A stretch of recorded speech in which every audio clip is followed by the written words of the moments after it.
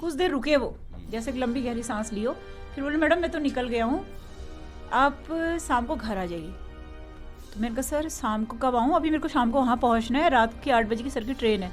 तो बोले आप 8 से 8:30 बजे के बीच में आइए। बच्चों को दरवाजे बंद के, बच्चे कह रहे हैं हमें सिखाया कि मैडम पढ़ाती हैं और हमारा कोर्स पूरा है, डेली क्लास में क्या कैमरा नहीं है, जो विद्यालय का कैमरा है सर वो तो बताएगा ना क्लास में जाती हैं नहीं जाती हैं। कि धमकी देते हैं सर, अगर बीजेपी की वो धमकी देते तो मेरे पिताजी तो आरएसएस में भारतीय जनता पार्टी के इतने अच्छे कार्यकर्ता रहे हैं। अगर ये जांच निष्पक्ष नहीं होती है और इसमें प्रभारी प्रधानाचार्य का और इनका ट्रांसफर नहीं होता है तो मैं यहाँ से मन से कह रही कि मैं ये नौकरी छोड़ूंगी। वो खंड शिक्षा अधिकारी हैं, उन्होंने जब भी किसी शिक्षक का उत्पीड़न किया बहुत चालाकी से किया, किसी को माध्यम बनाया।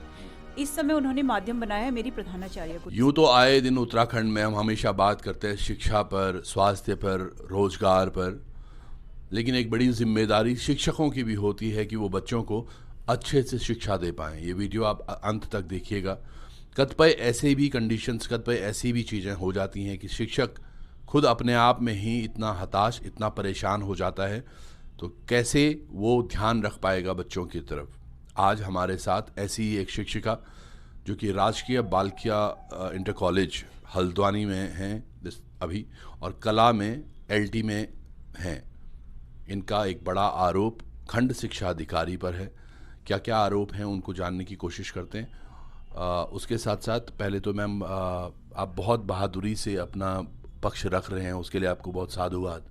Thank you sir. ये मैम जो प्रकरण है इसको थोड़ा सा आप डिटेल में बताएंगे कि जो ये खंड शिक्षा अधिकारी हैं मिश्रा जी, क्या कुछ हुआ है पीछे अगर हम देखें तो। सर पहले तो मैं आप लोगों को इस चैनल के माध्यम से कहना चाहती हूँ कि मैं अधिकारी विरोधी बिल्कुल भी नहीं हूँ, लेकिन क्योंकि खंड शिक्षा अधिकारी की वजह से ये फैलाया जा रहा है कि अधिकारी विरोधी है, बिल्कुल भी नहीं हूँ। क्योंकि अधिकारी हमारे ऊपर है तो उनको हमें अच्छा कार्य करके देना, बेस्ट कार्य करके देना ही है और बच्चों के हित में ही कार्य करना है। परंतु खंड शिक्षा अधिकारी हरेन मिश्रा जी के द्वारा कई शिक्षक शिक्षिकाओं का उत्पीड़न, मानसिक उत्पीड़न किया गया है। परंतु मेरे साथ में क्या हुआ कि उनको कभी ये अंदेशा नहीं रहा कि ये मैं इसको परेशान करूँगा, तो उन्होंने सोचा ये भी शायद किसी तरह से गिड़गिड़ाएंगी, कॉम्प्रोमाइज़ कर लेंगी और मन ही देके इधर से उधर हो जाएगा। लेकिन सर कॉम्प्रोमाइज़ मतलब सर कुछ शिक्षिका मतलब मैं उनका नाम नहीं लेना चाहती मंच से, कुछ टीचर्स से इन्होंने बहुत परेशान किया था, बहुत परेशान किया। लास्ट में उन्होंने कुछ पैसा और सॉरी मैसेज करके इनको दे दिया, तब से वो चुप हो गए। परंतु मैं थोड़ा इस बात पे, अगर ये जो बोल रही हैं इसकी जांच जरूर होनी चाहिए।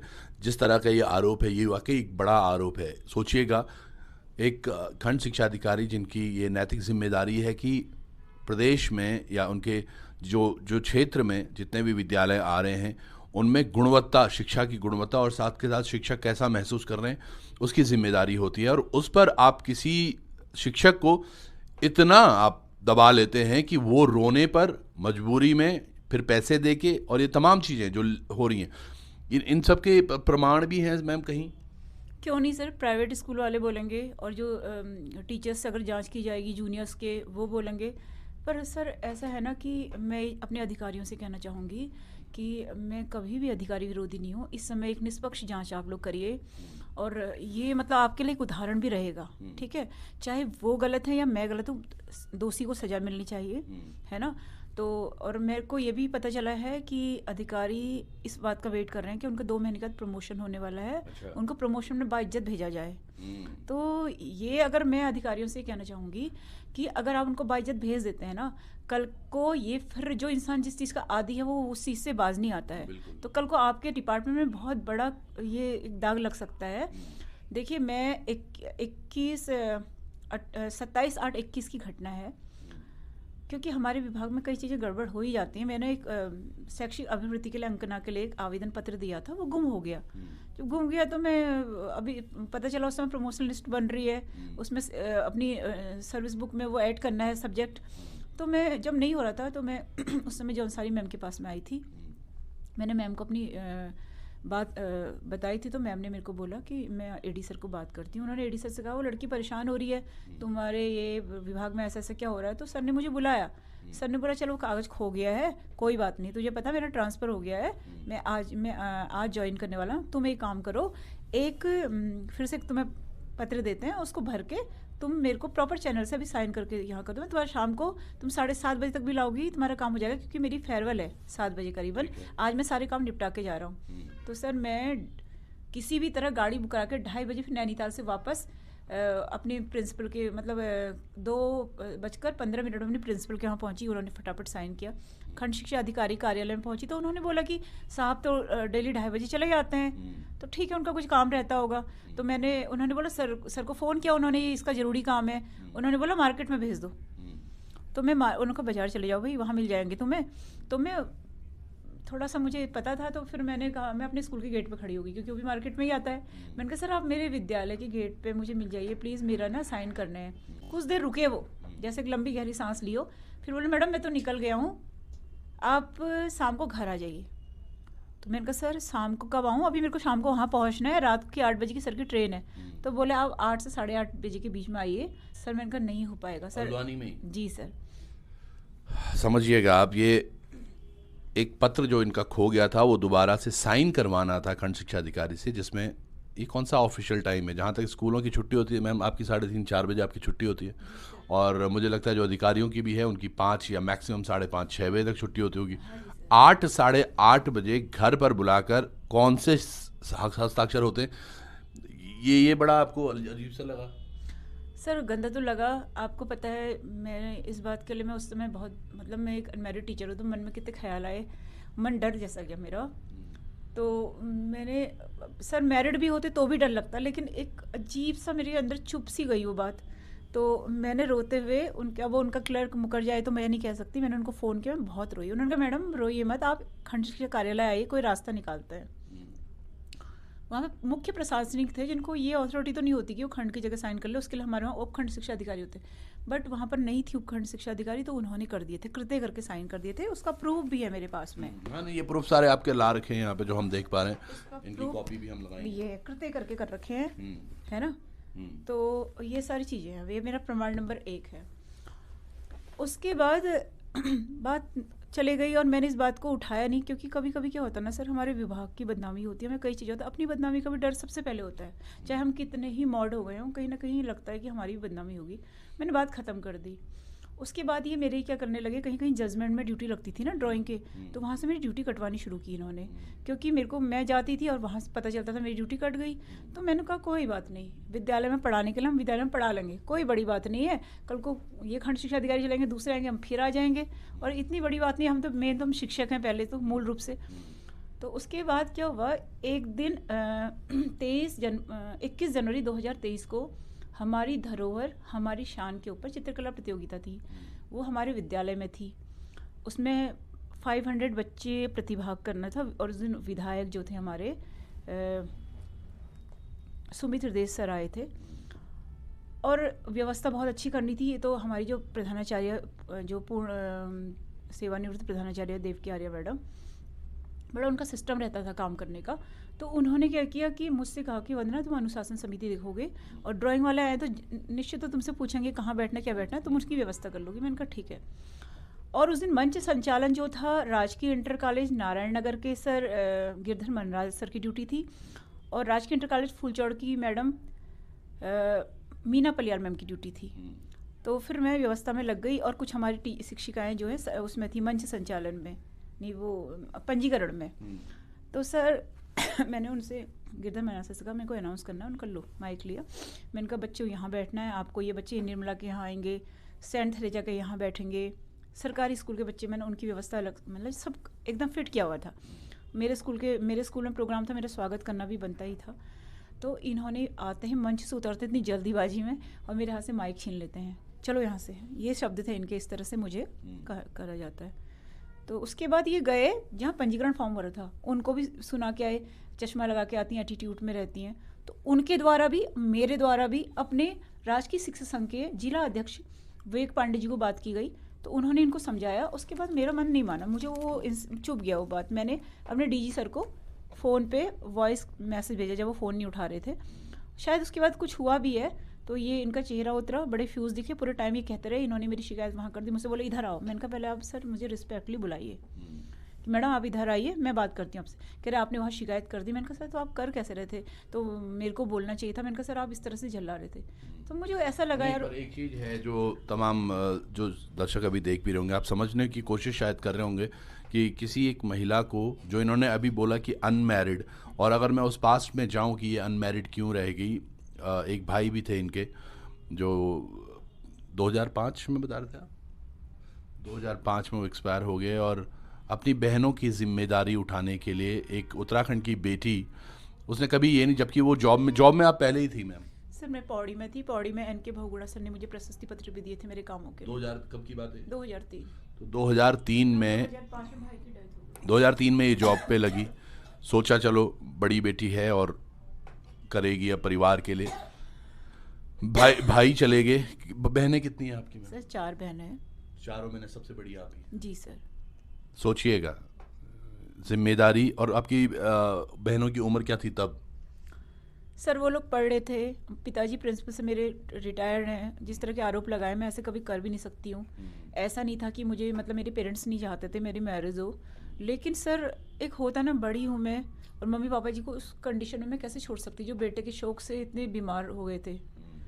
तो समझ पा रहे हैं आप, एक बच्ची जो वाकई अपने परिवार में अपने माँ बाप का बेटा बनकर पूरे परिवार का ध्यान रखना चाहती है, वो तीनों बहनों की, औरों की शादियाँ वादियाँ तक सब चीज़ें आपने मैनेज की होंगी कैसे करके, हैं? और आज ये वक्त आ गया है जब अपने मुंह से मैं नहीं कहना चाहती, मेरे पिताजी बोलते हैं कि मेरी बेटी नहीं बेटा है करके बोलते हैं वो हमेशा। अभी भी वो परेशान है मेरी वजह से।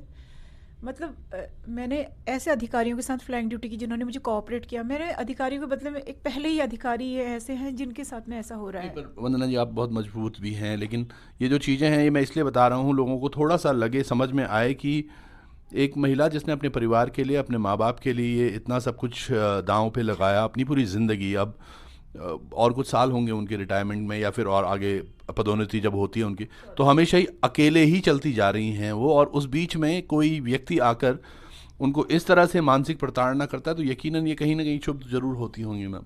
जी सर, अब लगता है, क्यों नहीं लगता है सर। इस तरह से मेरे को, आपको उनके तो लेटर टाइप करने के लिए भी घर में है, जिस तरह से मुझे मेरा मानसिक उत्पीड़न कर रहे हैं, मैं तो अकेले सब कुछ फेस कर रही हूँ ना सर, सब कुछ अकेले फेस कर रही हूँ। और दूसरा, उनको उम्मीद नहीं थी कि मैं इतना का मानसिक उत्पीड़न करता हूँ। वो तो मजे लेते थे ना सर। एक तरह आप सोच रहे हैं कि जैसे टीवी पे दिखाते हैं ना कोई राक्षस पीछे से कितना कार्य करता है ना सर, और वो कितना दिखाते हैं, तो उसी तरह से उनको ये उम्मीद नहीं थी कि मैं इतने आगे चले जाऊँगी करके।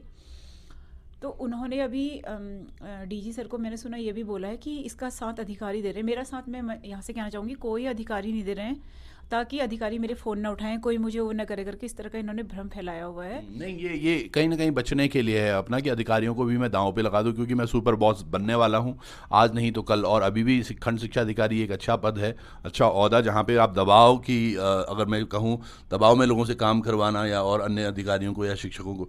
क्या लग रहा है आपको, जांच इसमें कभी जांच एक बैठी थी, जांच एक बैठी इसमें, जांच में क्या हुआ, जो लोग इनके समक्ष करना था, जिन्होंने काम करना था, उन्होंने इनको 11 तारीख को एक पत्र दिया जिस पर साइन करवाया कि भैया 7 तारीख को, यानी कि 11 को लेटर दिया कि 7 तारीख को आपकी जांच होनी है। कुछ ऐसे ही मामला था सर। भी बताती, उससे पहले एक बात बताऊंगी। जब मैं खंड शिक्षा अधिकारी की पिछली बार मैंने शिकायत करी थी ना, जो हमारी प्रभारी प्रधानाचार्य के माध्यम से मेरा उत्पीड़न कर रहे हैं, वो सबसे ज़्यादा विरोधी थी इनकी। अच्छा। अरे अस्तीन वस्तीन ऊपर करके, वो तो मेरे से भी खतरनाक इनके साथ में गई और इतना करा। अब इनका दोनों का कॉम्प्रोमाइज़ इसलिए हुआ मेरा उत्पीड़न करने के लिए। अच्छा, ये जैसी मैंने शिकायत ऊपर करी तो खंड शिक्षा अधिकारी जी ने बैक डेट में मेरी जांच करवा दी, जबकि वो दोषी थे, वो मेरी जांच नहीं करा सकते हैं क्योंकि मैंने पत्र दे दिया है, लेकिन उन्होंने बैक डेट में करवाई। और 3 व्यक्ति अनजान से मेरे सामने उपस्थित हो जाते हैं। तो मैंने कहा जांच किस लिए हो रही है, कोई मेरे पास पत्र नहीं आया है, और किस तरह की, इस तरह से मैंने कहा आप नहीं करा सकते। तो वो उधर ही ख़त्म हो गई। उसकी रिपोर्ट इन्होंने, मैंने सुना है कि बनाई है कुछ गलत ऐसे करके, मुझे नहीं पता। उसके बाद जब मेरी शिकायत पे जांच चली तो मैंने इनसे बार बार मैं रिक्वेस्ट कर रही हूँ, पहले तो प्रभारी प्रधानाध्यापिका को प्रभार से हटाइए, क्योंकि वो अभिलेखों से छेड़छाड़ कर रही। इसका प्रूफ मेरे पास बहुत बड़ा प्रूफ है, अगर जो जांच अधिकारी आएंगे देखेंगे तो उनको उसी दिन हटाना पड़ेगा। छाड़ की गई है और अब उस चीज़ को उन्होंने बढ़ा दिया है। तो जो दोषी है वो प्रभार में है और मुख्य अभिलेखों को लेकर बैठा हुआ है। उसके हस्बैंड का अनियमित रूप से हमारे विद्यालय में आना जाना, हमारे अभिलेखों से छेड़छाड़ करना, हमारे कार्यालय स्टाफ को धमकाना, इस तरह का हुआ है हमारे विद्यालय में। अब वो फिर चलो ठीक है, अगली बार फिर अभी ये 11 तारीख को जांच अधिकारी आए, तो सर मैं ना इतनी परेशान थी, मुझे बुलाया गया ऑफिस में, तो बोले, मैं एकदम मतलब उस दिन मैं ना एकदम से रोने भी लगी। क्यों इसलिए रो रही थी, क्योंकि मेरे साथ छल कर रहे हैं। अरे बिना बताए आप मेरी जांच करने के मतलब जांच के लिए आ रहे, पहले फैला रहे हो कि आप भ्रम फैला रहे हो कि वंदना चौधरी की जांच हो रही। जांच मेरी नहीं हो रही, खंड शिक्षा अधिकारी और प्रभारी प्रधानाध्यापिका और हेमचंद्र जोशी की होनी चाहिए, और हो भी रही है उन्हीं की। तो सर इन्होंने क्या किया, मेरे को इमोशनली ब्लैकमेल किया, क्या मैडम आपको न्याय दिलाने आए हैं। सर मेरे आंखों से आंसू आ गए, और जो ऐसा बोल रहे थे वो जिला शिक्षा अधिकारी ऊधम सिंह नगर डीएस राजपूत सर आते हैं। पहले तो वो जांच में है, तो इतने बड़े अधिकारी पहले ही दोनों साथ रहे, इनको तो जांच अधिकारी में आना ही नहीं चाहिए।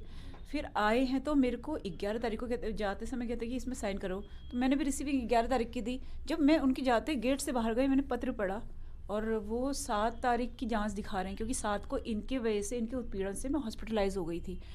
और उसमें मजिस्ट्रेट बयान हुए हैं, तो अब मजिस्ट्रेट बयान हुए हैं, तो उनको बचाने के लिए 7 तारीख की जांच दिखा रहे हैं 11 तारीख को। तो मैंने उनको बोला, तो मैंने कहा सर आप मुझे एक फर्जी तरह का पत्र क्यों दे के गए। कह रहे मैंने दिया। मैंने कहा बिल्कुल आपने दिया, आपके साइन है इसमें। चुप हो गए सर, उसकी रिकॉर्डिंग है मेरे पास में। नहीं पर ये वाकई बड़ा ऐसा मामला है जो कि होना नहीं चाहिए था, क्योंकि शिक्षा एक मतलब विद्यालय के बारे में बात करूँ तो वो मंदिर है, और मंदिर में अगर इस तरह से षड्यंत्र और इस तरह से चीज़ें होंगी, आपकी प्रधानाचार्य का क्या कह रहे हैं इसमें? सर मेन रोल उन्हीं का है उसमें। जैसे मतलब ये हमारे जो खंड शिक्षा अधिकारी हैं, उन्होंने जब भी किसी शिक्षक का उत्पीड़न किया, बहुत चालाकी से किया, किसी को माध्यम बनाया। इस समय उन्होंने माध्यम बनाया है मेरी प्रधानाचार्य को सर, जो पूर्व मेरे उनसे मतलब कभी भी मेरा उनसे लड़ाई झगड़ा नहीं हुआ, इतने मित्रता वाले संबंध रहे। तो बल्कि कहना नहीं चाहिए, अधिकारी मतलब 2 अधिकारी मेरे को मतलब उन्होंने बोला तुम्हारी प्रधानाचार्य तो बिल्कुल पगली है, उनको ये नहीं समझ में आ रहा कि मैं ऐसा क्यों कर रही हूँ। तो वो उनके कहने से रोज क्या करती हैं, अपना समय पर कभी विद्यालय नहीं आती हैं, कभी भी नहीं आती। उन्होंने एक गेट की चाबी रखी है जहाँ कैमरा नहीं है, उस तरफ से आती हैं। वो मैंने सूचना के अधिकार में पूछा, तो अब मेन गेट से आती हैं तो देर से आती हैं, क्लास में नहीं जाती हैं कभी। क्लास में जाती हैं, इस बार गई तो जब मैंने सूचना के अधिकार में पूछा क्लास में क्यों नहीं जा रही हैं, तो सर आपको यकीन नहीं आएगा, उन्होंने बच्चों को दरवाजे बंद के, बच्चे कह रहे हैं हमें सिखाया कि मैडम पढ़ाती हैं और हमारा कोर्स पूरा है, डेली क्लास में क्या कैमरा नहीं है, जो विद्यालय का कैमरा है सर वो तो बताएगा ना क्लास में जाती हैं नहीं जाती हैं। उन्होंने सर और दूसरा उन्होंने क्या किया, इसमें छबाई की परीक्षा हुई, तो वो क्लास टीचर थी, उन्होंने क्लास टीचर का काम एलटी की कोई टीचर को दे दिया, उनसे अपने रिजल्ट बनवाए निवेदिता मैडम से, और उन्हीं से अपना सारा काम करवाया। वो केवल खंड शिक्षा अधिकारी से फ़ोन पे लगी रहती है, और मेरे स्पष्टीकरण मतलब अच्छा, भोजन माता वगैरह इन सब का ध्यान ठीक रखते हैं सब? सर भोजन माताओं से क्या रखा कि आपको उठा के फेंक दूंगी बाहर, ये प्रिंसिपल ने कहा? जी। और कार्यालय स्टाफ के साथ बहुत बदतमीजी करी है, लड़ाई झगड़ा किया, इनके हस्बैंड ने भी किया हुआ है। और ये पत्र जो मेरे को उन्होंने दिए हुए हैं ना सर, ये अगर मैडम मेरा स्पष्टीकरण ले रही है ना, ये देखिए ये कहाँ से आ रहे हैं, ये सब व्हाट्सएप से निकले हैं, ये खंड से तैयार होके आ रहे हैं, ये मेरे फर्जी साइन किए हुए हैं सब, ये सर व्हाट्सएप से निकलते हैं और तैयार कहीं और होते हैं। ये समझ पा रहे हैं आप जो चीज़ें हो रही हैं एक विद्यालय के अंदर, और हम बात करें शिक्षा की गुणवत्ता के लिए। धामी जी, आपको भी इस पर ज़रूर सोचना होगा कि अगर हमारे जो सरकारी विद्यालय हैं ये इस तरह से अगर चीज़ें होती हैं वहाँ पर, तो कैसे समृद्ध बनेगा, और हमारा जो युवा बच्चा है वो आगे जाकर कैसे एक अच्छा भविष्य बनाएगा उत्तराखंड का। आशा करते हैं मैम आपके साथ चीज़ें ठीक हों यहाँ से, और जांच इस पर हो। आपके कुछ आप बता रहे थे कि बीजेपी की धमकी देते हैं सर, अगर बीजेपी की वो धमकी देते तो मेरे पिताजी तो आरएसएस में भारतीय जनता पार्टी के इतने अच्छे कार्यकर्ता रहे हैं, हम लोगों ने तो उनका कभी गलत फ़ायदा नहीं उठाया, किसी भी चीज़ में गलत फ़ायदा नहीं उठाया। वो हर तरह से मतलब ऊंची पहुंच के तहत धमकी दे रहे हैं, मतलब उनको लगता कि मेरा कोई कुछ नहीं बिगाड़ सकता खंड शिक्षा अधिकारी का। और मुझे ऐसा लगता है, मेरा अपनी आत्मबल कहता है कि अधिकारियों को उनके बारे में सब कुछ पता है, फिर ये एक्शन क्यों नहीं ले रहे हैं। और प्रभारी प्रधानाचार्य ने जिस तरह से मेरा मानसिक उत्पीड़न किया है, इनका भी स्थानांतरण होना चाहिए सर वहाँ से, है ना। और जांच निष्पक्ष होनी चाहिए। अगर ये जांच निष्पक्ष नहीं होती है और इसमें प्रभारी प्रधानाचार्य का और इनका ट्रांसफर नहीं होता है, तो मैं यहाँ से मन से कह रही कि मैं ये नौकरी छोड़ूंगी। मुझे ऐसे विभाग में काम करने से क्या फ़ायदा। मेरी आत्मा जहाँ पर को मेरे को लगेगा कि मेरे साथ इतना उत्पीड़न हुआ और इनको सपोर्ट मिला, तो न्याय की प्रक्रिया जो कहती है जिस तरह से इन्होंने काम किया, दोनों का स्थानांतरण होना चाहिए और उनके प्रमोशन का वेट नहीं करनी चाहिए। इनकी गोपनीय आख्या पर इन्होंने मुझे बार बार धमकी दी है कि तुम्हारी गोपनीय आख्या खराब कर दी जाएगी। जो 20 साल में मेरी इतना अच्छा कार्य रहा, जिसके लिए मेरे को विभिन्न अधिकारियों द्वारा प्रशस्ति पत्र मिले, वो प्रशस्ति पत्र भी मैं लेके आई हूँ। तो क्या सर 3 महीने या 4 महीने में मैं इतनी ख़राब हो गई हूँ? मेरे स्कूल की शिक्षिकाएं भी जानती है, इनके साथ 4-5 शिक्षिकाएं हैं, बाकी शिक्षिकाएं सब जानती हैं कि मेरे साथ कितना फर्जी हो रहा है और सबको डरा धमका के रखा गया है। चलिए, चलिए, इस पर जांच जरूर होनी चाहिए और हम यही आशा करते हैं कि शिक्षा विभाग इस मामले में थोड़ा सा गंभीरता से इसको ले और हम भी देखते रहेंगे इस पूरे मामले में क्या कुछ हो रहा है। बहुत बहुत धन्यवाद आपके समय के लिए मैम, और आशा करते हैं कि इन्हें न्याय मिले, क्योंकि ये बहुत ज़रूरी है हमारे आने वाले भविष्य के लिए। जुड़े रहिएगा लोकार्पण पर। बहुत बहुत धन्यवाद। नमस्कार।